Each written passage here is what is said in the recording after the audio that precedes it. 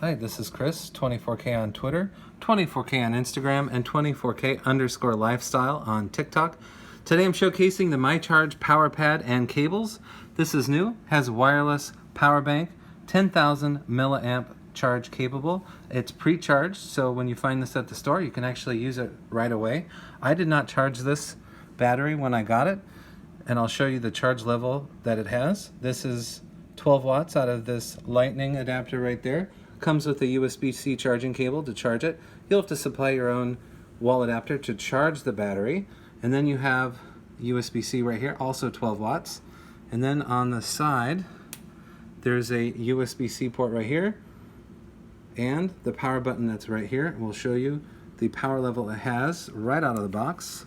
So it's 4 charges and it shows you right to where to put it.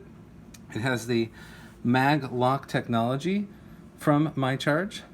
And what's great about that is if you have an iPhone 12 or 13 series phone, you'll be able to power it up very easily because the magnets align everything.